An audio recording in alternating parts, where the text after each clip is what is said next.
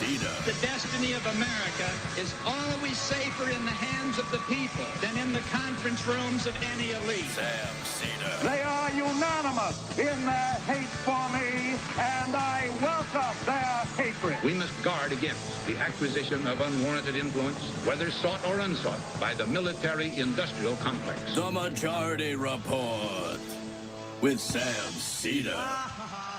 And I get the feeling you've been cheated.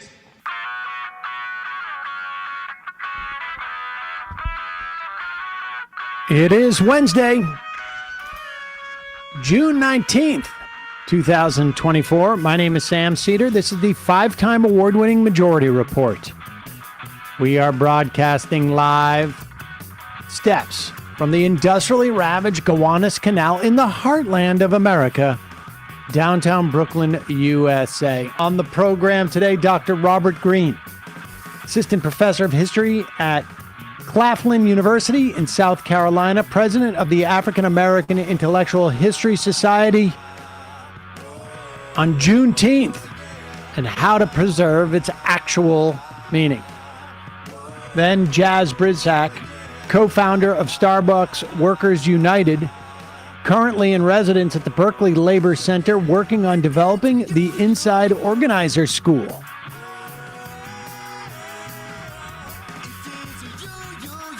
Meanwhile, Bibi Netanyahu embraces the embarrasses the Biden administration, and the White House responds strongly by rescheduling a high-level meeting.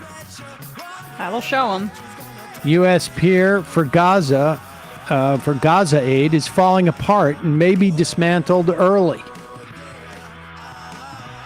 Freedom Caucus chair hangs by a thread in the wake of Tuesday's Virginia primary. And a January 6th defendant handed defeat in a Georgia primary. My guy's last name was Hand. Yeah. Witness tells House Ethics Committee that Matt Gaetz paid her for sex. Trump advisor Boris Epshteyn arraigned in Arizona on felony counts regarding a fake elector scheme.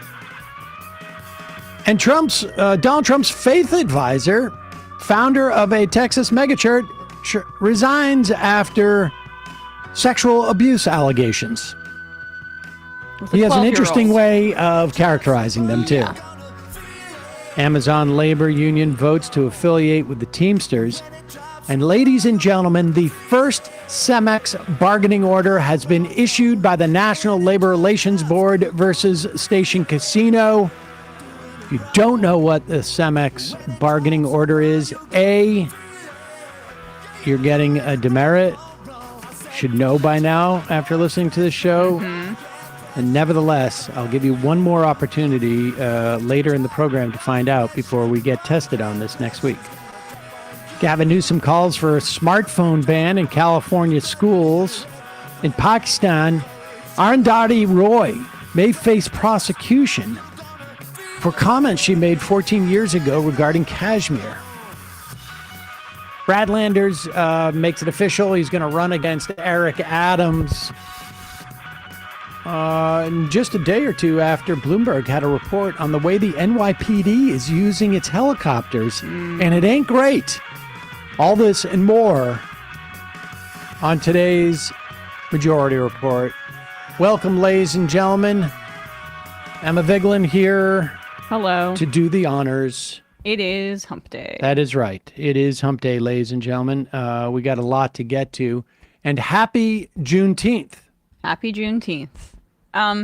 Speaking of that helicopter story, just a good indication of, like, as our teachers get woefully underpaid.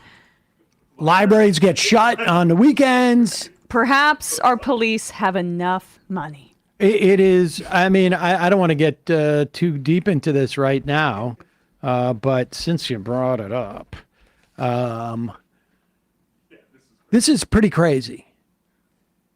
The amount spent on helicopter rides, essentially, and this is not including the personnel, was $12.4 million in 2023 fiscal year, which was double what it was spent in 2021, the last fiscal year of the de Blasio mayoralty. This is a Bloomberg analysis. There was a 63% increase from 2021 in terms of separate flights and hours in the air. According to the Bloomberg report, sightseeing is exactly what the NYPD seems to be doing, as they've been criticized in the past. Because when they get criticized, they go, like, hey, we're not up there sightseeing. Well, it turns out, in fact, it looks like that's what they're doing.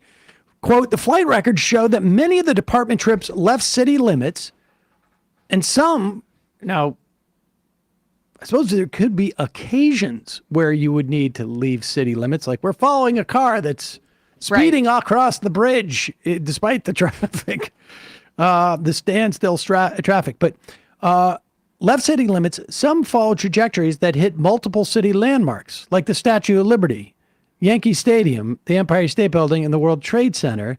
Sometimes, Bloomberg says, the flight records suggest that helicopters are being used to ferry passengers to and from a location, like sort of a taxpayer-funded blade service. One flight, highlighted in the investigation, zipped out to the Hamptons and back on a Friday evening in August. Well, you know, the traffic is almost criminal when you're coming back from the Hamptons. This is where we need that slide whistle. Wee-oo. Another went to Philadelphia and then Albany before returning to New York City. Another time, a New York Police Department helicopter just went to Philly and back, so a deputy commissioner could roll up to a gala event in style. There we go. Eric Adams has something to account for there. I just, whatever it takes. Reminder that he's a cop. Yep. Reminder that he's a cop. So if these kinds of abuses are happening under his watch, it's probably just because he feels like his buddies over at the NYPD should be able to do what they want. Sure. And they obviously feel like they can too and get away with it. Meanwhile, yesterday, Bibi Netanyahu put out a video on Twitter that went something like this. Something like this, and he says it in English. Yes, this is meant for, I guess, an American audience. The primary on Tuesday. I mean, I will say this. Let's play this and we can talk about it. When Secretary Blinken was recently here in Israel, we had a candid conversation. I said I deeply appreciated the support the U.S. has given Israel from the beginning of the war. But I also said something else. I said it's inconceivable that in the past few months, the administration has been withholding weapons and ammunition to Israel. Israel, America's closest ally, fighting for its life, fighting against Iran and our other common enemies. Secretary Blinken assured me that the administration is working day and night to remove these bottlenecks. I certainly hope that's the case. It should be the case. During World War II, Churchill told the United States, give us the tools, we'll do the job. And I say, give us the tools and we'll finish the job a lot faster. Aside from the just disgusting, I just find it disgusting to compare what's going on in Gaza today with World War II. It's just appalling. Buddy, you're not Churchill in this situation. You're on the other side. Without a doubt. But that aside, the only bombs the U.S. have withheld from Israel are 2,000-pound bombs, which the U.S. military has publicly said have no reason to be deployed in Gaza. Which is the size of Detroit. And almost are de facto human rights violations, or I should say rules of war violations. I mean, to the extent that anybody's following that in this conflict. But because of the how densely populated they are there. And, I'm of two minds about this because I can't help but think that maybe the Biden administration wants to pretend like they're actually doing something But they seem supposedly, the White House was enraged, according to by the statement. Axios. Accusation. President Biden's top advisors were enraged by the video. A message U.S. envoy Amos Hochstein delivered personally to Netanyahu in a meeting hours after it was published. Two U.S. and an Israeli source say the White House decided to go a step farther by canceling Thursday's meeting, which was, I'm not even clear on who was supposed to be a high-level meeting. They'll reschedule it. It'll end up being, following Tuesday. But this is embarrassing for the United States. I mean, we're already past the point where, and maybe that's, I don't know, not terribly relevant, all things considered. But here is a piece by Thomas Friedman, and God forbid. But when you've lost Thomas Friedman on this question, folks, you've got a problem. Indeed, Secretary of State Anthony Blinken, who has made 8 trips to Israel since October 7th, should not make another one without Israel and Hamas agreeing to a clear war-ending plan. He is debasing his and his U.S. power. This is ultimatum time. Biden should be telling Israel that it should accept Hamas's key demand, totally end the war now and withdraw from Gaza in exchange for all the return of all Israeli hostages. Israel cannot think straight while Hamas holds its people. I would take issue with the fact that we're going to pretend that Israel is just in a state of disarray and they can't do it. I mean, this is exactly what the state of Israel has been building towards since its founding, in my opinion. And the idea that, of course, Friedman knows Hamas has already agreed to what Friedman has suggested here. But, and as much as I loathe Thomas Friedman, they listened to him when he said get into a war. Maybe they'll listen to him when he says get out of a war. This is in the New York Times opinion pages. That's the kind of thing where the White House may actually listen, not crazy internet lefties like us. We got to find out if, Morning Joe read that story, but we'll see. But hopefully they cover the fact that the United Nations Human Rights Council today said that they concluded this morning Israeli authorities are guilty of war crimes against humanity, including extermination. So we're getting to a point right here where it's irrefutable. And if only you're concerned about U.S. empire, as Friedman makes that case, you should be deeply concerned because of this. And also, from an electoral standpoint, remember Joe Biden's, one of his core brand propositions was what he was going to do for the rule of law and international law and the world international order and resume prestige to American foreign policy. It's embarrassing. I mean, and I don't mean embarrassing in the sense that I've got some tomato sauce on my tie type of thing. I mean, this is undermining any type of soft power the U.S. has in the entire world.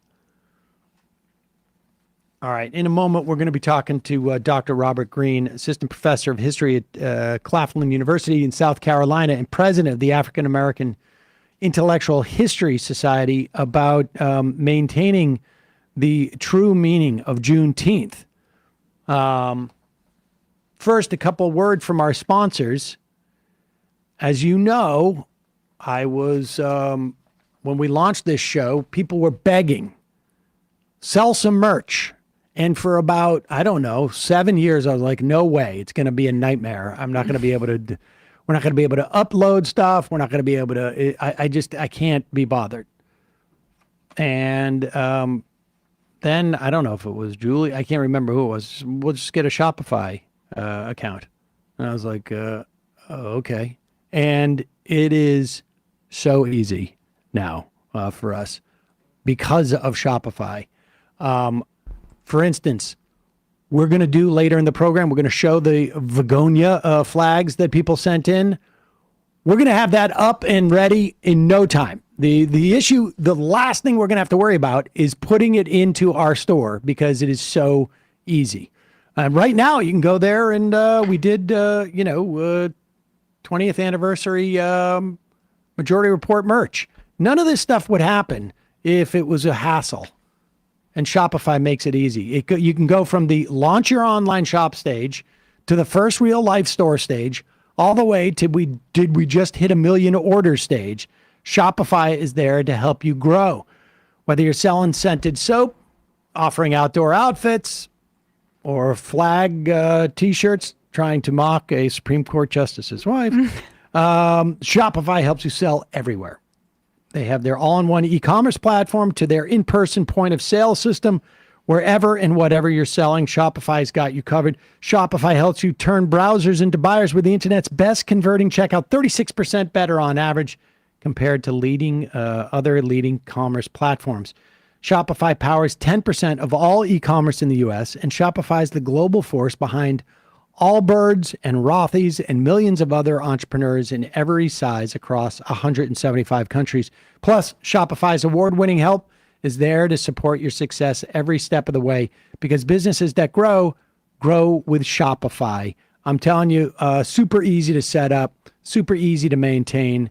And when we sell stuff at our live show, integrate it back into the website. Easy peasy. Sign up for $1 per month trial period at shopify.com/majority, all lowercase. Go to shopify.com/majority right now to grow your business no matter what stage you're in. Shopify.com/majority. Also, sponsoring the program today, for a long time, I used those cheap plastic razors. Gave me razor burn, gave me ingrown hairs. It was a problem. And then I'm like, all I'm doing is generating a bunch of plastic. Everybody knows I'm on my get rid of one-time use plastics. I had a subscription service that also, you just dumping out a bunch of stuff and you're paying for stuff. You're hooked. Well, that's why you got to meet Henson Shaving. Henson Shaving is a family-owned aerospace parts manufacturer that has made parts for the International Space Station and the Mars rover. And now they are bringing their precision engineering to your shaving experience. It turns out the reason why a bad shave happens is not because the blade's not sharp enough. It's easy to make sharp blades. The hard part is to make blades that don't stand out too far from the razor itself, because like diving boards, they get too much give. And when you have that give, that's when you get razor burn. That's when you get all those problems. Henson Shaving, they use computer numerical control machines to make razors where the blade extends just 0.0013 inches, less than the thickness of a human hair. That means a secure and stable blade with a vibration-free shave. And they have channels here so that you can evacuate the shaving cream, as it were. Now, I will tell you this right now. I don't even shave. I just shave here and here and here and here. I don't even shaving cream. These things are tight. And the Henson shaver works with a standard dual edge blade, gives you that old school shave with the benefits of new school tech. And here's the deal. Once you buy one of these, and they're far more reasonable than you would imagine. Oh, yeah. And they've got a couple of different models. They really feel nice in your hand. Once you buy one of these Henson razors, it will cost you $3 to $5 per year for the rest of your life. That's it. They use those non-proprietary razors, and it's fantastic. And if you use this link, hensonshaving.com/majority, and use the code majority, you're going to get 2 years worth of blades for free. With your razor, just you take the blades, you put them 100 of them, you put them in the cart, and use the coupon code majority at hensonshaving.com/majority, and you will get those for free. That's 100 free blades when you head to HENSONSHAVING, hensonshaving.com/majority. Use the code majority. Check it out. Honestly, great gift if you messed up on Father's Day. not too late. Every day is Father's Day. Well, not really, not in my house, but You wish. I do wish. All right, we're going to take a quick break. When we come back, Dr. Robert Greene, Assistant Professor of History at Claflin University in South Carolina, President of the African American Intellectual History Society, about maintaining the true meaning of Juneteenth. We'll be right back.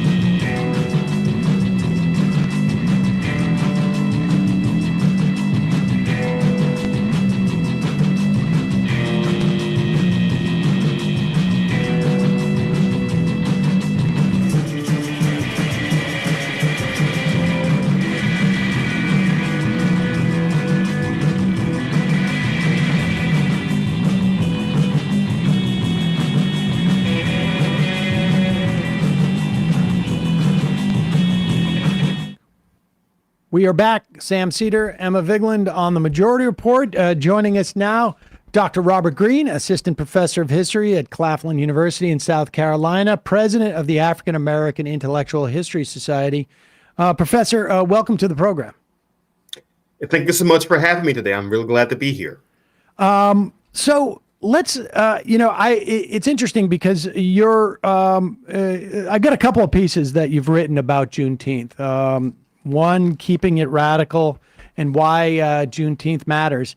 And I was walking down to work today and I'm like, there's nobody on the streets. I mean, relatively speaking, I mean, it's Brooklyn, but I was like, it's quieter. And then it occurred to me, right.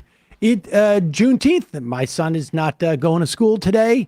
And Emma came in and told this story that there was like Juneteenth themed colors for like a class at my gym this morning, right? And I was like, oh my gosh, we're down this road of commercializing this 4 years into its federal recognition. All right, so like with that premise, and you wrote these pieces a couple of years ago. I mean, I think on some level you saw some of this coming, or at least the danger of it.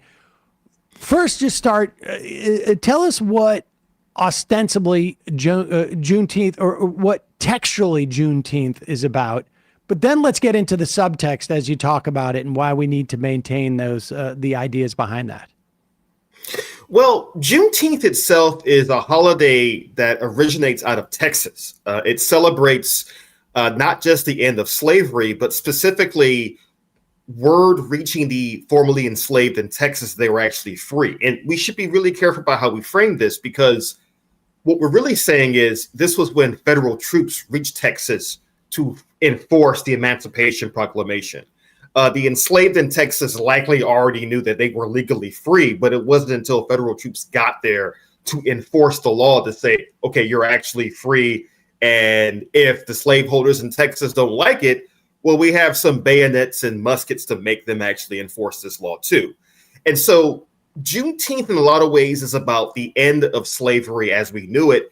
It's also in many ways the only holiday on the calendar that actually celebrates the end of the Civil War as well. And so I think that's why Juneteenth is such an important holiday for us to hold on to in the here and now. And the idea of the Union Army showing up in Texas was relevant because while there wasn't much fighting or no fighting in Texas, a lot of slave owners had moved to Texas essentially to get more work out of their slaves in the waning days of the Civil War. Absolutely. And I think that's something that we should keep in mind, too, that the enslavers themselves, as the Civil War is going badly for the Confederacy in the final year or so, are thinking to themselves, how can we keep making profit off of the work of the enslaved as long as we possibly can? And so in a lot of ways, Juneteenth is also a holiday about labor as well, and about not just the end of slavery, but the end of this idea of creating a slaver's empire, which is what the Confederacy was going to be if they had won the Civil War. Yeah, it's also, I think, and you mentioned this in your piece from The Nation, I guess it was a few years ago, that it's also important to mark Reconstruction and the failures of Reconstruction and not end the recognition at Juneteenth and Texas and what happened in Texas and marking the Emancipation Proclamation finally kind of taking root. It's also important, I think, to recognize the failures of how we didn't build our country back in a way that was more equitable following the Civil War. Really, being someone who's working in South Carolina now, I can talk about this from two perspectives. That of Texas itself, which Annette Gordon-Reed in her book On Juneteenth has written about how Texas and its Juneteenth legacy is a symbol of Reconstruction not working out the way it could have. But being someone who's currently based in South Carolina, it's also a major story of our state, too. In many ways, the most radical version of Reconstruction was enacted in South Carolina in the 1860s and 1870s with universal education for all for the first time in the state's history, with Black officials on every level in South Carolina. And yet, what Juneteenth reminds us of is not just the end of slavery, but of paths that could have been taken by the country writ large during Reconstruction that ultimately weren't fulfilled. In a lot of ways, we're still trying to catch up to where we could have been in that post-Civil War era. Yeah, and just as a reminder, you had the Wilmington Massacre, different era, I guess, on some respect than the Tulsa race massacres, but this is all part of the Reconstruction that could have been, and a lot of that past has been completely erased in many respects, or maybe only recently revived. But let me for years. Emancipation Day was celebrated on January 1st. What I'm curious as to how that sort of melted away and Juneteenth became the celebration, and what the implications are of that. I'm glad you mentioned Emancipation Day, because that holiday has really been, like you pointed out, forgotten about. It was celebrated in many Black communities throughout the South in the late 19th and early 20th centuries. And I would argue the chief reason, or the two chief reasons it was gradually phased out, was number one, the further away you got from slavery, the fewer and fewer folks who were actually formally celebrating Emancipation Day. And it doesn't help that Emancipation Day falls on January 1st. And so it gets overshadowed by large celebrations of New Year's Day. Although I will point out that there is a vestige of Emancipation Day still left over, which is whenever someone attends, say, a watch night service on December 31st.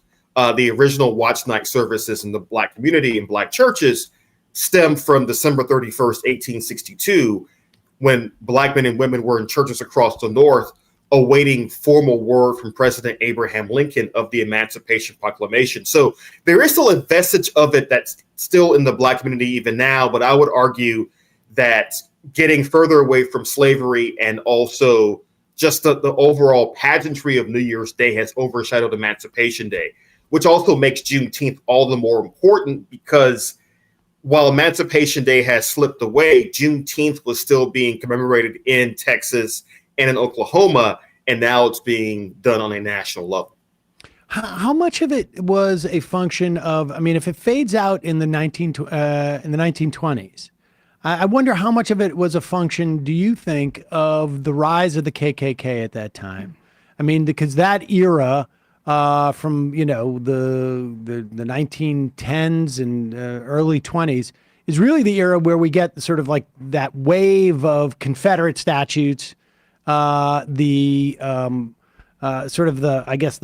biggest push on the sort of the myth of the lost cause, and the Dunning School, all of those things that obscured the key elements of the Civil War and of slavery. And I wonder how much the idea of Emancipation Day was just a little bit too on the nose on some level. Like as opposed, Juneteenth, I mean, people I think are more educated about it, but Emancipation Day has it right there. And if there was emancipation, what was before then? I mean, I don't know. I'm fascinated by why one sort of like succeeded, at least in terms of survival, as a holiday, and one didn't. Mm-hmm. No, I think you're onto something with the impact of not just the Ku Klux Klan, but larger white supremacist trends in American culture in the 19 teens and 20s. With that said, I would also add that what you're seeing in the 20s, at least amongst Black Americans, is, for example, the idea of the new Negro, of saying that we are not scared anymore of the Klan, other organizations, other groups, which I think adds to perhaps a lessening of the celebration of Emancipation Day. Again, as you're getting further away from the era of slavery and the era of actual emancipation, you have more younger Black Americans saying, Emancipation Day is important, but we're going to emphasize X, Y, and Z instead. For example, in the 20s, you have the rise of Negro History Week under Carter G. Woodson, later Black History Month. You have other days on the calendar that are designated for the celebration of Black life in America. Even, I would say, the 4th of July has an important role to play here, because in many parts of the country, especially before emancipation in the antebellum period in the 19th century, Black Americans were discouraged from celebrating the 4th of July. One of the great ironies of the post-emancipation period in the South is that in the Deep South especially, the only people celebrating the 4th of July were Black Americans. And so I think you're right that this has the growth of the Klan and just this larger white supremacist backlash to civil rights in the 19 teens and 20s is an important part of the decline of Emancipation Day. But I would also say I think Black Americans are trying to find other ways to celebrate their freedom and independence beyond Emancipation Day too. Talk about that relationship between Juneteenth and July 4th, because in some ways,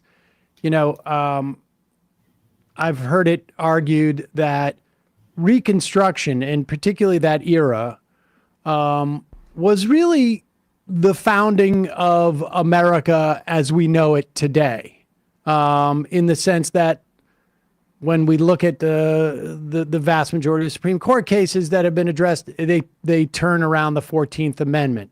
And those amendments that came in the wake of the Civil War are the ones that are really foundational in many respects to modern American society. What's the relationship between, that dynamic, I guess, between July 4th and Juneteenth?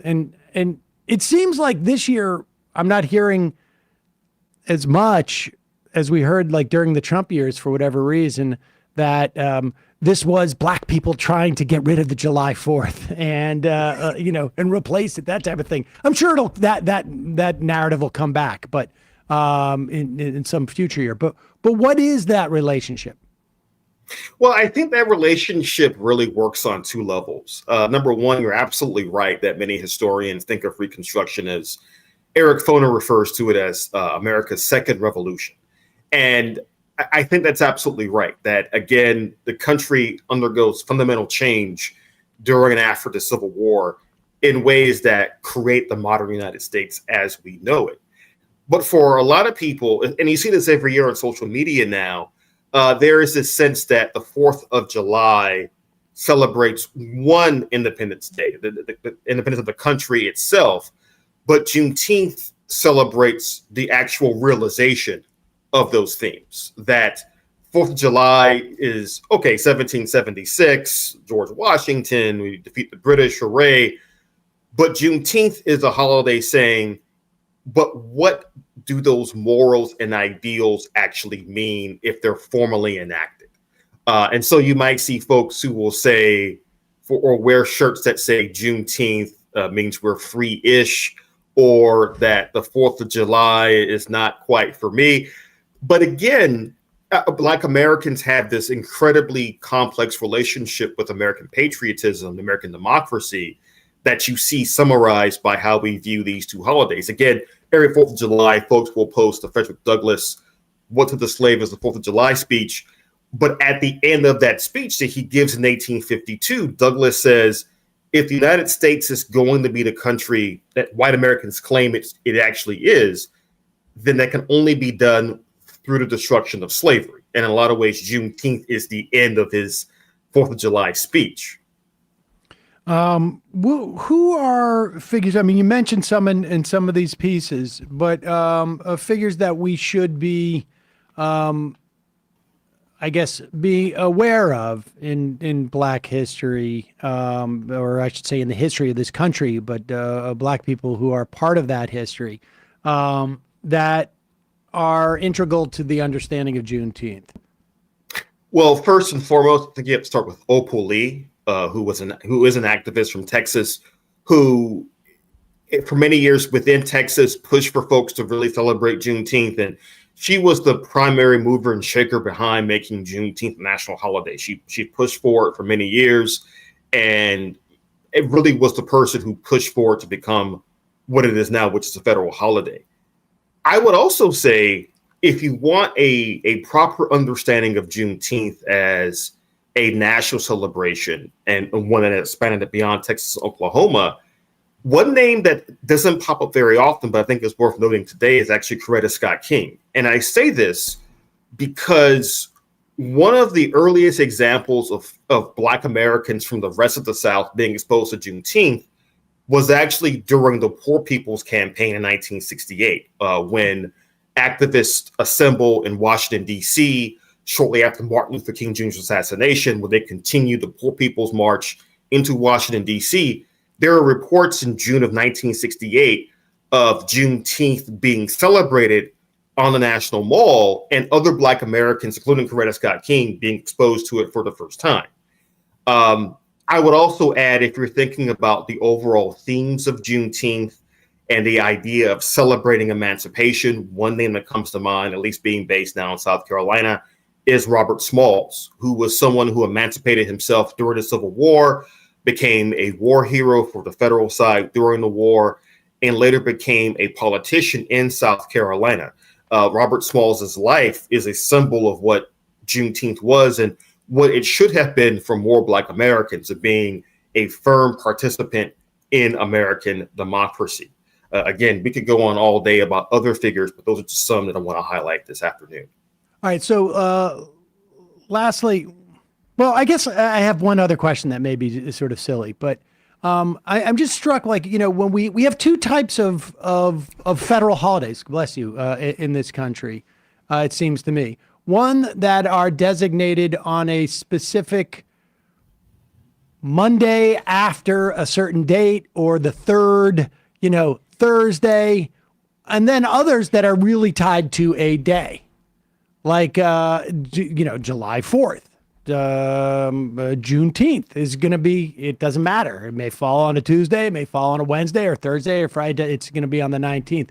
Are there implications to that, do you think? Well, I think the chief implication is that by having Juneteenth on June 19th, because after all, the word comes from the shortening of June the 19th, it makes it important for us to understand and recognize what the holiday is about. If Juneteenth were, say, on the third Monday of every June, I think it risks losing some of its core meaning. I think, for example, about Martin Luther King Jr. Day. It celebrates his birthday, but it's always on the third Monday of January. It's not on his actual birthday of January 15th. That makes a difference. I think with Juneteenth, having it stay on June the 19th means that no matter what day it falls on, people have to recognize what the holiday is about, even as it becomes more and more commercialized. Yeah. And lastly, I was going to ask you that, like, if we as a country are successful in maintaining what Juneteenth is about and what we can learn from it, what will it look like in 5 or 6 years, or what won't it look like?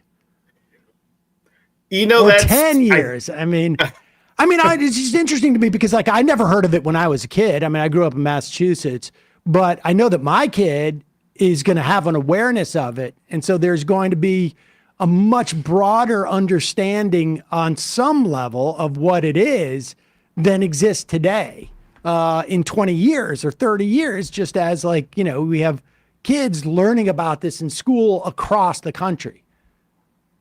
Well, I think I'll start with what we don't want it to become, which is what I think has happened with Martin Luther King Jr. Day, where it becomes MLK Day has become a day where we primarily listen or watch one particular part of his I Have a Dream speech, and that's it.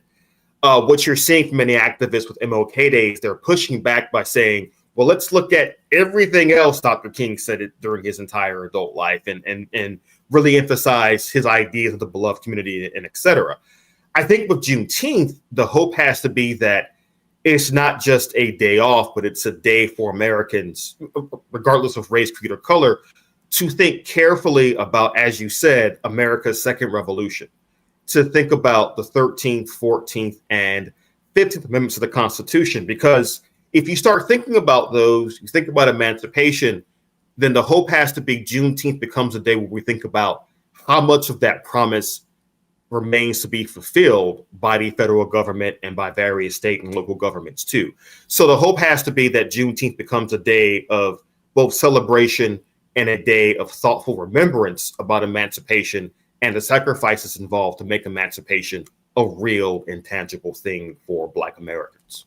Yeah, it strikes me it'll be fascinating because there's a low-hanging fruit dynamic when it comes to just choosing "I Have a Dream" speech, but there's also utility to it to those who don't want to recognize that Martin Luther King had an anti-war, an anti-poverty, a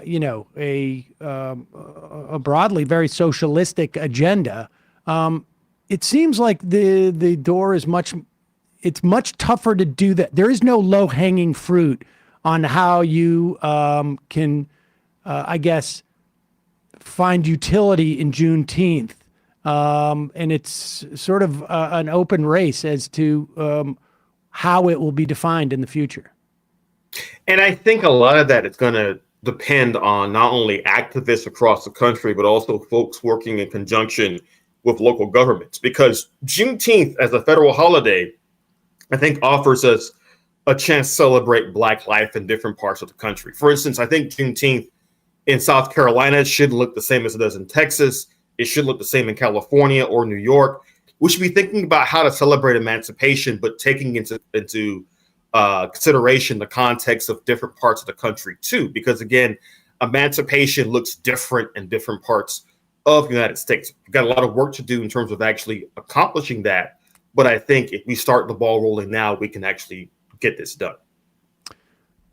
Dr. Robert Greene, Assistant Professor of History at Claflin University, South Carolina, President of the African American Intellectual History Society. Thanks so much for coming on. We'll put a link to a couple of those pieces that you've written about Juneteenth at majority.fm and in our podcast and YouTube descriptions. Really appreciate your time today. And thank you for having me. I'm glad to be here. Thanks so much. All right, folks, we're going to take a quick break. When we come back, Jaz Brisack will return to the program. Co-founder of Starbucks Workers United, currently in residence at Berkeley Labor Center, working on the developing the Inside Organizer School on the implications of this latest ruling by the Supreme Court that specifically had to do with the National Labor Relations Board, in this instance, forcing Starbucks to rehire some employees that they had fired as retaliation to their unionization activities. We'll be right back after this.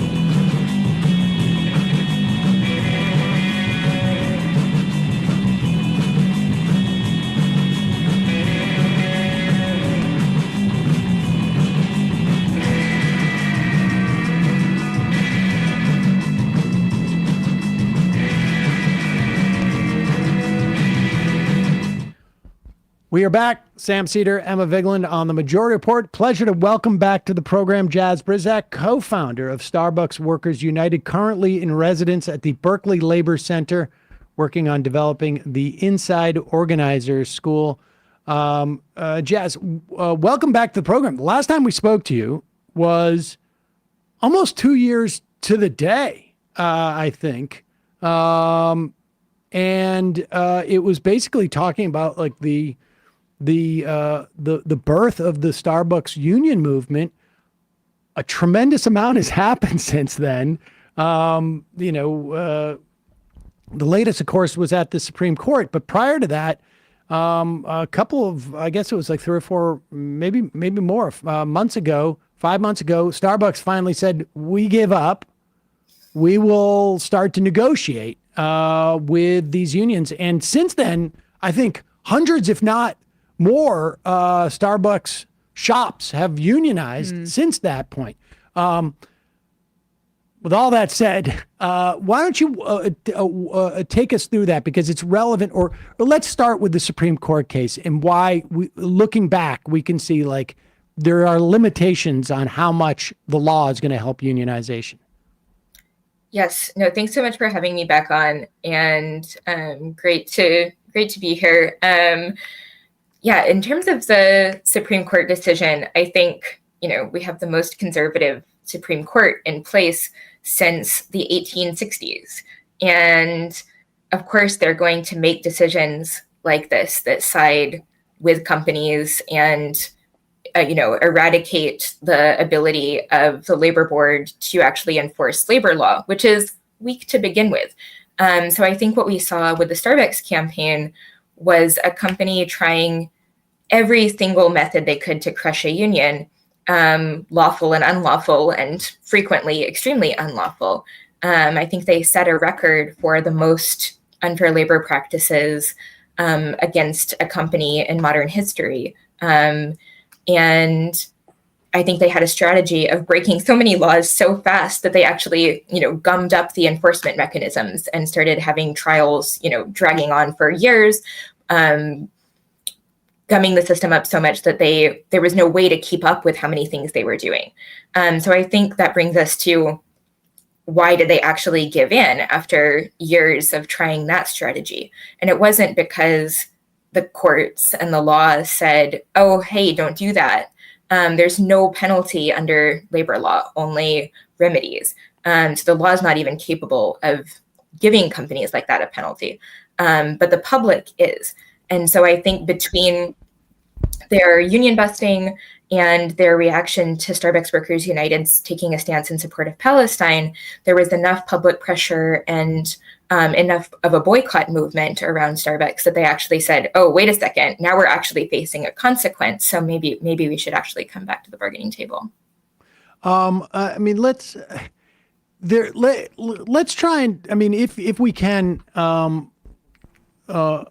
I guess, define on some level the limitations of the law, because it feels to me like the law as it exists now really functions to maybe sort of grease the wheels a little bit for unions, not necessarily bring about or ensure outcomes, but makes it easier in some way. Particularly, the difference between this National Labor Relations Board and the one under Trump, for instance, it seems to me to be day and night. Even with that difference, it's a question of like how much friction is removed from the unionization process. I think for workers trying to unionize with a company that's doing every single thing possible to prevent them from unionizing, the labor board doesn't have that much impact, because the reality is a company can break the law with near impunity. If they fire workers, close stores, take away benefits, retaliate against workers, the best case scenario is that the law holds them semi-accountable later, makes them post a statement saying, hey, we broke the law, and makes them give, some kind of back pay and reinstatement to the fired workers or reopen a closed store. In the meantime, while that legal process that takes way too long, even in the best of cases, is dragging on, the workers are fired. The other workers who are trying to organize are terrified that the same thing is going to happen to them. And the campaign to organize the union often suffers, what's known as irreparable harm, which is the whole point of why the labor board is supposed to be able to go and get these emergency injunctions. But even those injunctions still take months and months. So the pace of a union campaign moves so quickly that the law can't keep up with a company that's determined to union bust. Will the ruling that the Supreme Court levied, I mean, it feels like on one level, it's not consequential from the company side, right? Like, okay, there's 4 employees that we get away with not having to, rehire. But from the worker side, it becomes like an intimidation factor that travels much further than the implications of those 4 workers. No, so I mean, the workers at the heart of the case, what were known as the Memphis 7, when Starbucks fired an entire organizing committee in one store, those workers, have been reinstated already. And I think Starbucks is unlikely to go back and say, you're fired. But what the Supreme Court did was make it significantly harder for the labor board to make the same decision to go for these emergency injunctions in the future.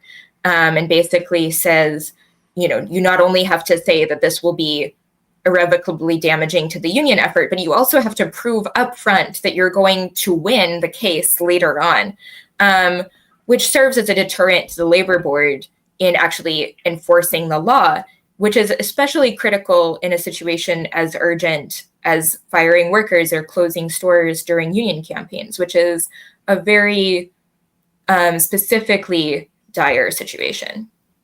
And so how do you, as a union or workers trying to form a union, how do you respond to that?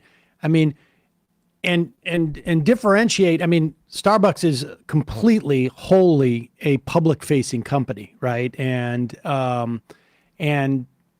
almost uniquely public-facing in the way that, there's 12 Starbucks on every block type of situation, and I would imagine is very sensitive to the idea, and particularly now, there's also another coffee shop across the street.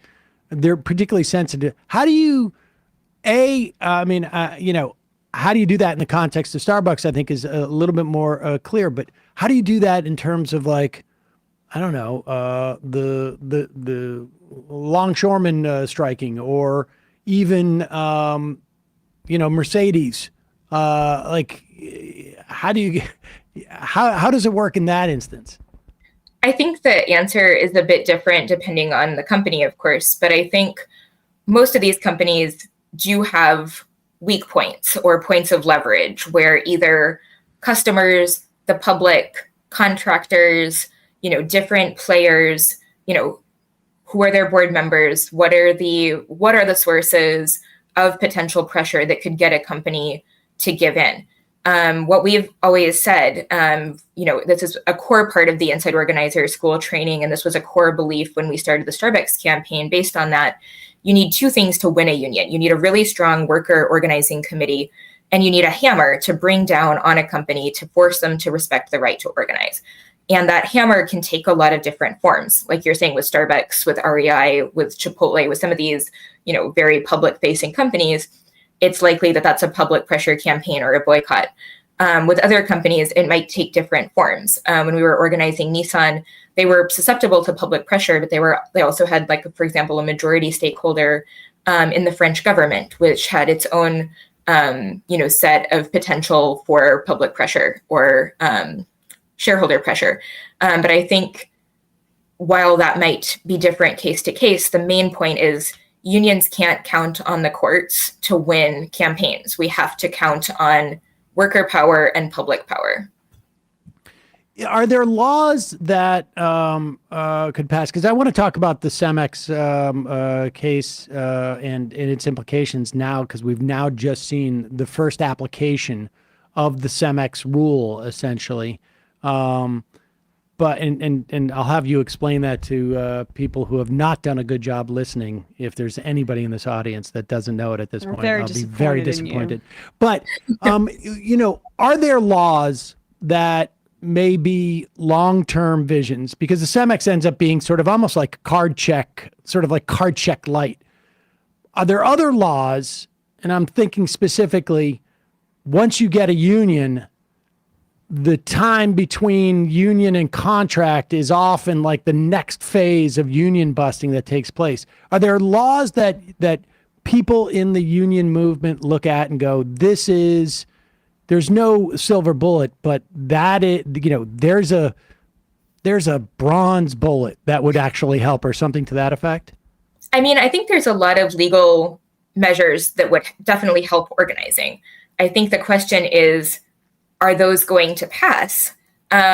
Because, for example, changing the law to increase penalties or institute penalties on companies that union bust. British Columbia has a law where if workers win a union with a certain percentage of support, the company has a requirement to bargain a contract within a year. So there are all kinds of measures that would be incredibly helpful. You could have a minority bargaining order where if a company fires workers early in the process, which frequently happens, they have to face, the consequence of actually recognizing a union because they did such an extreme action, which doesn't exist under labor law.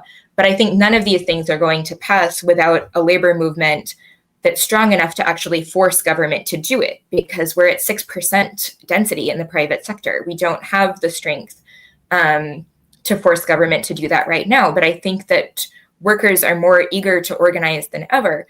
And if we keep organizing, then we can put enough pressure on government to actually come around and pass what we need to succeed.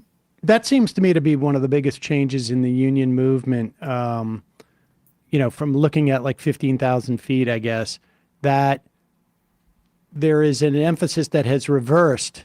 Rather than like pursuing legislation and using organizing almost as a tool for electoral outcomes, it's almost like the reverse now. The organizing starts first, and the idea is that hopefully down the road electoral outcomes will happen or legislation will happen. But we got to start with organizing, because that's where the power's got to be applied to. Both in the workplace and it's more broadly in society. So let's talk about this CEMEX, action that the National Labor Relations Board. Will you remind people what the CEMEX ruling was? Yes. So basically, a CEMEX ruling, if a company commits egregious unfair labor practices after the union has proved a majority, then the labor board orders the union in, which just happened in the case of this casino in Boulder, Colorado, which had taken every form of union busting action, including serving steaks branded with "vote no" on the steaks. That is just amazing. Can you just tell us a little bit more about that? I mean, how did that happen? How did it get reported? I mean, I from what I'm seeing and reading about this CEMEX ruling, was one of the more egregious examples of union busting activity by these companies in recent years. That seems like an extreme example, but just like, could you give us more context around that? I mean, I think as an organizer, I've seen companies do these kinds of things every day, like fire workers immediately after a campaign goes public, or have massive meetings trying to convince workers to vote no. But I think the difference here is that the labor board is saying, if you do these things, if you bring your whole might to bear against the union in ways that cross these lines, then we're going to force you to actually recognize the union and make a move toward rectifying that. I think, it remains to be seen whether the CEMEX ruling holds up in court if companies start challenging that. But I think, if there are actually penalties for companies, and many companies are going to think that recognizing a union is a penalty, then that could be a deterrent for them exercising some of those or breaking some of those laws. And the next step from that people are hoping, I think, is that the Jennifer Abruzzo, is that her name, which she's the general counsel of the National Labor Relations Board, will find that in the next step that if you haven't, this automatic thing is really the best case scenario, right? Because then you don't have to worry about small, little, tiny enforcement mechanisms or fixing, making people whole. By the next step would be to determine if you have not come to a contract with your union after the union has been established within 3 months, 6 months, whatever it is, that automatically qualifies as an unfair labor practice. And then we just go into arbitration or mediation at that point. And that really seems to me to be sort of the next big thing that the National Labor Relations Board could do. All right, before we let you go, tell us what the Inside Organizer School is, because this sounds like something that maybe, listeners of our program, we get folks calling in or IMing in or emailing in, like, I want to unionize my shop. How do I go about doing it? So the Inside Organizer School is a training program to teach workers how to unionize their own workplaces. A collective of us started it back in 2018, and it was the foundation of the Starbucks campaign. It taught us how to go into our stores and unionize, and then turn around and teach our coworkers how to replicate that across the country. So we've worked with unions ranging from the RWDSU to Unite Here, to Workers United, to the UAW, and we're really looking to teach people, wherever they are, if they're not connected with a union yet, how to get a campaign going in their workplaces. So, our belief is that workers should have, the full autonomy to organize in the best ways possible for their workplace and for themselves. And then the role of unions is really to make sure that they can win that right to organize, and that companies that try to walk all over workers' rights will actually pay a consequence. It's a great resource. It's InsideOrganizerschool.com, I should say. The InsideOrganizerschool.com. We'll put a link to that in the podcast and YouTube description, as well as at majority.fm. And remember it when people ask us, like, where do I get more information? This is great. Congratulations, too, on all the success since we spoke to you two years ago, I guess, on what's happened with Starbucks. I mean, this is a real big victory, I think, for worker organizing. And so congratulations to you, Jaz Brisack, co-founder of the Starbucks Worker United, and currently at the Berkeley Labor Center working on developing that InsideOrganizerschool.com. Thanks so much for joining us. Thank you. Thank you. All right, folks, we're going to take a little break, head into the second half of the program. Oh, you know what? While I'm here, too, I wanted to talk about the Progressive Talent Pipeline. Will you go to progressivetalentpipeline.org? It seems like, Inside Organizer School is a great place to go if you're trying to organize your workforce. Progressive Talent Pipeline is set up by Demand Progress. And if you are somebody who has gone to school for, labor or health or whatever it was, and you want to work in government, this is a basically set up to look for progressive thinkers and organizers and writers who are interested in the policies that we talk about generally on this program, climate change, whatever it is. And they help you get placed in the staff of legislators and executive branch in the government. And this is the whole point in many respects. Like, This is the whole point of electing, someone who you may not totally or in many respects agree with as a Democrat. There's a much better chance that people like you, I'm speaking, assuming that most of you are progressive. I know that we have some libertarians who love the show and conservatives, Rumble of course. Viewers, yeah. And Rumble viewers, of course.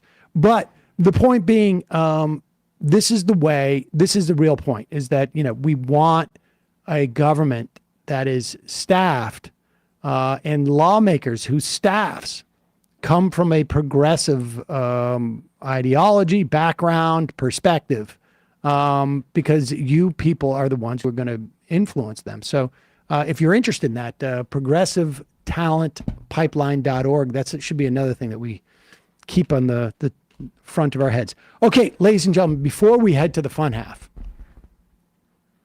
we've got to do our, why are we doing it in this?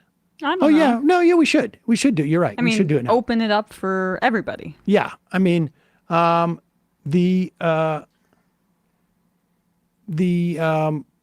Progressive Talent Pipeline sounds like Project 2025 Progressives. I mean, not really, because there's no agenda that Progressive Talent Pipeline has specifically. Project 2025 is like, these are the plans. These are exactly the documents that you're going forward. This is just getting personnel in there. But now, a lot of people say personnel is policy. So, and also we should say, there's, I forget where I was hearing this. Maybe it was Dr. Anel Sheline speaking about how there's a possibility that there are some State Department staffers who have been slow walking things in efforts to resist. And that there could be more in the future in terms of funding the genocide. So there's a good opportunity, I think, like if you are interested in working in politics, where it may not be the most front-facing thing, but you can make a difference just by being there and being principled. Totally. All right. Now, do we have? Can you get the audio for Martha Alito, and so we can show what the inspiration of this? As you know, recently, the reporter Lauren Windsor bought a ticket to go to the Supreme Court library gala or whatever. Yeah, some type of gala. She went there under her own name, and she approached Sam Alito and Martha Alito separately, and said, I'm a big fan of yours. And then just got them to, it was basically all you need to do, apparently, to some of the most powerful people in the world, if they're conservatives, say, I'm a big fan of yours. And then every bit of aggrievement that they have suffered over the past 20 years comes out like a gusher. Oh, yeah. And here is Martha Alito. Let's listen to that audio again. It up, and I'm going to send them a message every day. Maybe every week I'll be changing the flags. There'll be all kinds. I made a flag in my head. This is how I satisfy myself. I made a flag. It's white and it's yellow and orange flames around it, and in the middle is the word vergogna. Vergogna in Italian means shame. Vergogna, Vergogna, Vergogna. Shame on you. Anyway. Okay. Anyway, and that was in response to seeing an LGBTQ flag across the lagoon from where her beach house is in southern New Jersey. All right, and so we now have we have been asking for submissions. The submissions are now closed, and we're going to go through some of these submissions, and we're going to put it on a T-shirt. And the person who gave us the winning flag will get a free T-shirt. So we're going to do a poll, right? Yeah, we're going to do a poll. And so we should let Dorsey know. Maybe when we clip this video, and then we'll put a poll up. People should look for this video on our YouTube page. And here is the first one. Do we know who this is from? Don't give the last name. Yeah, this is from Andrew. Andrew. Okay. Andrew A. Vergogna. Okay, look at that. Now that flag is pretty good. Is that some spaghetti in the middle? Yes. An ode to the Italian-American heritage here. And now, Hey. yeah, and in Vergonia, it's an Italian word for shame, as she said. Now, I like this flag. It's got the fire. It's got the flames. However, the tough part with a flag that ends, has white around the borders, is that you don't know where the borders are. That's true. Although that could look good on a white T-shirt where there's no, it's almost more seamless. That's true, too. People are going to have to vote on this. So let's go with the next one. All right, so we're zooming out. That's Who is this by? This is from Kirsten G. Kirsten G. Now, this is like what you would, I feel like, I'm not sure. This is a beautiful stuff. I'm not sure if it's a flag, but it certainly would look good on a T-shirt. Yes, and look, you can see Alito over there looking a little bit, I don't know, agitated or scared in the right-hand corner. I mean, we know that his wife is apparently the one who's the most intense about this. Yeah, I mean, this is pretty cool. I would love to see this on a billboard or on like a wall, like walking down the street in Brooklyn. I would love to see this painted on a wall. This is like a mural. Or on a flag across the lagoon. We should gift a flag of Vergonia to the whatever. I mean, we're getting ahead of ourselves. Yeah, we can do a T-shirt. I don't know, we're going to get a whole flag. Okay, sorry. Ooh, okay. This one looks like Who a crest. did this? Yeah, This is from Tim. This is from Tim.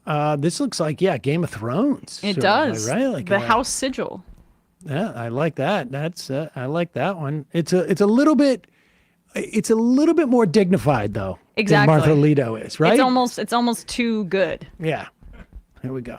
But I don't want to taint the jury pool. Ooh, this is actually from our very own intern Isaac. Wow, made this one. This design.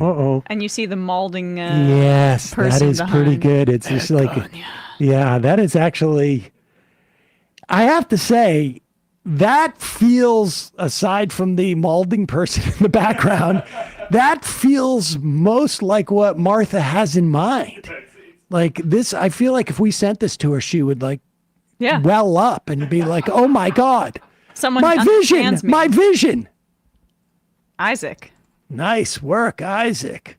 All right. Oh, there we go. What happened to that? That's what happened. I did Don Lemon's show yesterday, and in the middle of it, my whole thing went blank, and I had to get back on. This is from a longtime IMer. Have you read my emails? Have you read my emails? I like the flame and whatnot. That it helps you pronounce it. Vergogna. But it almost is Vergogna, right? That's what it looks like a little. Yeah. At least if you're on the Italian enunciation. Yeah. I'm not sure the font is right for a flag. It feels a little bit too cartoony to me, but I'm so grateful people are submitting. I don't want to say anything negative. I mean, I like that one. Well, listen, no, here we go. I like this. I don't love this one in the way that maybe I like the one with the agitated elite Martha Ann. I want you to know I love every one of these. Yeah. It's just that some are more flaggy than others. Go ahead. Yes, that's true. This is from Caden M. I like the idea behind it. The pixelation's a little, yeah. I don't think we could do that one on the T-shirt, but I like that. I like there's almost like a postmodern quality to this one. Wait, that's a little tight. There you go. Yeah, there we go. All right. Well, this will be up there. I mean, I don't know how we're going to do a poll with all these flags painted. We may have to do. Go ahead. Yeah. Well. Yeah, this keeps doing this. This looks like... This I really like. I really like. Meow. From Slore MP. Because she said meow, meow, meow a bunch of times in that recording. That's pretty good. I love this one. That feels like more like a T-shirt than a flag, but that could be a great T-shirt. It kind of looks like those what's that really provocative beer? It's like Angry Bitch or something like that. Raging Bitch. Yes, yeah, it does kind of look like one of their designs. Their designs, yeah, it's good. Yeah. Vergonia. That is. It's got pictures of all the justices, Bob. I think. So those are the 6 conservative justices on the bottom there. That's pretty good. I like this one a lot, actually. I like this one a lot. I don't know how we're going to do it. But, oh, this one looks like hellfire. And this is from our good friend, the Letter Hack, actually. Hey, the Letter Hack went with like it almost looks like this is a movie coming out starring Vin Diesel any day now. Yeah, exactly. From the fire, from the flame came Martha. Yes. Hell bent on revenge. Shame! Oh. That's a weird thing that's happening to We're going back. We'll get to that. Just go in order, and then we'll get to that one next. Come back to that one. This is from Ann in Portland. Now, what's going on here with the Senza Vergonia? So Senza must mean something, but I'm going to look it up because I don't know. Senza means something in Italian. The thing is that I feel like this is also like too stylish. It almost looks like, actually it looks like almost like a... It means without. Yeah, without shame is the translation, or shameless. I mean, this looks like something I would almost see like in a museum, almost. It looks like a logo for like the Olympics in 2032 or something. Just with the flames. It looks like an Olympic torch. That's a very a torch that is almost too friendly, I feel like. This is pop Jim art. from LA. Jim from LA, okay. This looks like almost like a brand of something. Yes. You get your Vergonia canned meat. Yep. Kevin from Maryland. This is I have to say, this doesn't look so much like a flag because it's got so much writing on it, but it also does feel like the flag that Martha Alito would have. And I like the definition beneath it. I don't love the usage of papyrus, but I do love everything else about it. Look it up, liberal. I mean, that I think like that you get the aggrievement. It really comes through on that one. Annie in St. Louis had a few options here. What's the lazy boy? There's a lazy. I'm German. Meow, meow, meow. My heritage is German. Lazy boy recliner. Psalm 27. And Vergonia. I think there's the Vergonia with the lazy boy in the middle. Pretty good. All right. Pop off that. This is the last one. Oh, Tony Y. Oh, Tony Y. This might be my favorite one. This is the most translatable to a T-shirt. Yeah. It seems like. But it doesn't feel as. It looks cool. Maybe I don't know. That could be it. That's a cool one. That could be a really good one too. These are all great, and we're gonna put these up, and we'll give you a chance to take a poll and vote on it, and one of these will become. And look, one vote at a time. Yeah. Do we? I just want to not give short shrift to the person who we accidentally X'd out of. We're getting one. We have one more. Oh, it actually looks. From Nikki C. Meow, meow, meow. I was gonna say the thing I really like about this one is it looks like Martha Alito did it herself. Made it, yeah. Yeah, like this is my project, and yeah. She did it in the basement, like manically. If anything, I almost think the crudeness is potentially like a... That's what I'm saying. Like it looks benefit. like she actually did it. The one before I thought was just so well done, but I mean, again, I don't want to taint the jury pool. So, all right, folks, we will let you know when that video is up, and you'll have an opportunity to vote on it. Just a reminder, it's your support that makes this show possible. You can become a member at jointhemajorityreport.com. When you do, you not only get the free show free of commercials, you get the fun half. You can IM us and other benefits here and there, thither, as it were. Also, don't forget justcoffee.coop. Fair trade coffee, hot chocolate. All this week. You don't need the coupon code. 30% off all of their coffees. So try them out. This is a perfect time to load up on the Majority Report blend. To try, if you've never tried justcoffee.coop, now is the time. They have so many different blends, so many different so many different sources, both from Central America and in Africa, all sorts of different coffees and roasts. check it out. Now is the time to try it. With the 30% off, then you can try a couple of different blends and whatnot, see which one you like. justcoffee.coop. Wait, Dragon Rider says we didn't do theirs. Did we? I don't know if we saw that. Well, maybe a late submission. I'll just Alec, we're Begonia in the title. How did we miss that one? Bradley, I will, as you look that up, I'm going to just say what happened on ESPN yesterday. If you guys want to check it out, youtube.com/ESPN show. We talked about the results of the Celtics winning the NBA Finals. I gave a wildly incorrect prediction about how last night's Game 5 would go in the NHL playoffs in the Stanley Cup Final. And we also talked a bit about Rory McIlroy and what happened at the U.S. Open, as well as Fox News saying Caitlin Clark is the Jackie Robinson of the WNBA. YouTube.com/ESPN show. I don't see anything from Alec, although I do see a bunch of other things that we didn't get to, I think, down there. Maybe it was because we cut off the submission. I don't know. But no, we did. I don't see anything from Alec.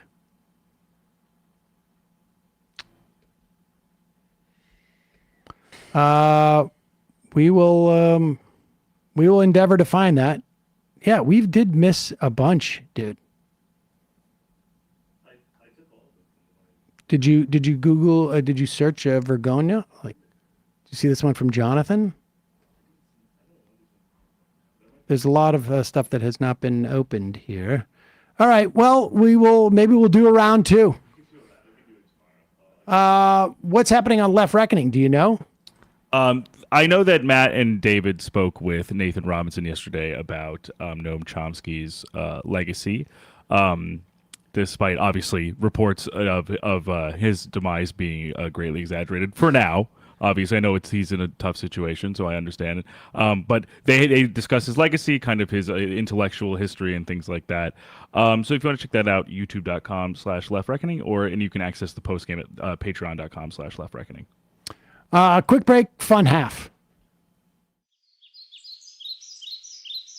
3 months from now, 6 months from now, 9 months from now, and I don't think it's going to be the same as it looks like in 6 months from now, and I don't know if it's necessarily going to be better 6 months from now than it is 3 months from now, but I think around 18 months out, we're going to look back and go like, wow. What? What is that going on? It's nuts. Wait a second. Hold on for a second. The Majority Report. Emma, welcome to the program. Hey. Matt. What is up, everyone? Nomi Key. You did it. Let's go, Brandon. Let's go, Brandon. Bradley, you want to say hello? Sorry to disappoint everyone. I'm just a random guy. It's all the boys today. Fundamentally false. No, I'm sorry. Women's Stop talking for a second and let me finish. Where is this coming from, dude? But dude, you want to smoke this 7A? Yes. Hi, me? Is it? Yes. Is this me? Is it me? It is you. Is this me? Hello, is this me? I think it is you. Who is you? No sound. Every single freaking day. What's on your mind? Sports. We can discuss free markets and we can discuss capitalism. I'm gonna go throw up. Libertarians. They're so stupid, though. Common sense says, of course. gobbledygook. We fucking nailed him. So what's 79 plus 21? Challenge met. I'm positively quivering. I believe 96, I want to say. 857-210-3501. 1/2. 3/8. 9/11, for instance. $3,400, $1,900. 654 $3 trillion sold. It's a zero-sum game. Actually, you're making me think less of it. But let me say this. Poop. You call it satire. Sam goes, it's satire. On top of it all, my favorite part about you is just like every day, all day, like everything you do. Without a doubt. Hey, buddy, we see you. All right, folks. It's just the week being weeded out, obviously. Yeah, sun's out, guns out. I don't know. But you should know. People just don't like to entertain ideas anymore. I have a question. Who cares? Our chat is enabled, folks. I love it. I do love that. Look, gotta jump. Gotta be quick. I gotta jump. I'm losing it, bro. 2 o'clock. We're already late, and the guy's being a dick. So screw him. Sent to a gulag? Outrageous. Like, what is wrong with you? Love you, bye. Love you. Bye-bye.